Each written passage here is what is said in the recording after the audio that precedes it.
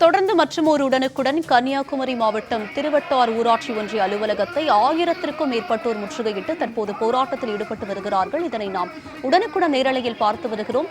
கூடுதல் விவரங்களை பதிவு செய்ய காத்திருக்கிறார் எமது செய்தியாளர் லாகேஷ். அவரிடம் விவரங்களை கேட்டு பெறலாம். லாகேஷ், சொல்லுங்க, தற்போது திருவட்டார் வட்டார் ஊராட்சி அலுவலகம் முற்றுகையிடப்பட்டிருக்கிறது. இந்த முற்றுகை போராட்டத்திற்கு என்ன காரணம்? அவர்களுடைய கோரிக்கை என்னவாக உள்ளது? விவரங்களை பதிவு பண்ணுங்க. வணக்கம். கன்னியாகுமரி மாவட்டத்தில் மொத்தம் 95 கிராம ஊராட்சிகள் செயல்பட்டு வருகிறது. இந்த ஊராட்சிகளில் 10 ஊராட்சிகளை பேரூராட்சிகளாக தரம் உயர்த்தவும், 25 ஊராட்சிகளை அருகிலுள்ள பேரூராட்சிகளோடு இணைக்கவும் தமிழக அரசு மாவட்ட நிர்வாகத்திடம் கருத்து கேட்டுள்ளது. இதற்கு பல்வேறு தரப்பில் கடும் எதிர்ப்பு எழுந்துள்ளது. பல ஊராட்சிகள் இந்த திட்டத்தை கைவிட கேட்டு தீர்மானங்கள் நிறைவேற்றப்பட்டதுடன் பல்வேறு அரசியல் கட்சிகள் இந்த திட்டத்தை கைவிட கேட்டு வலியுறுத்தி வருகின்றனர்.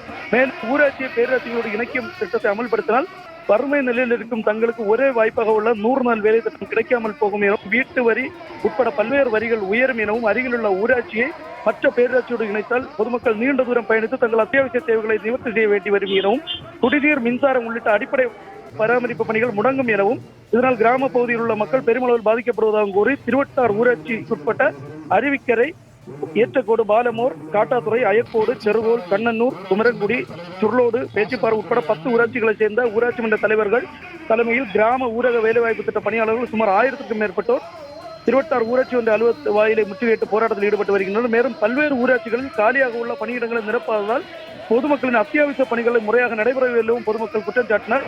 இதனிடையே ஊராட்சி மன்ற அலுவலகத்திலிருந்து வெளியே வந்த தோட்டக்கலைத்துறை இணை இயக்குநர் வாகனத்தையும் போராட்டத்தில் ஈடுபட்டவர் வெளியிட மறுத்தனர். தமிழக அரசு மாவட்ட நிர்வாகம் உடனடியாக நடவடிக்கை எடுத்து ஊராட்சி பேரூராட்சிகளோடு இணைக்கும் முடிவை கைவிடாவிட்டால் மாவட்ட ஆட்சியர் அலுவலகம் உள்ளதாகவும் போராட்டத்தில் ஈடுபட்ட கிராம ஊரக வேலை திட்ட மக்கள் தெரிவித்தனர். உமா,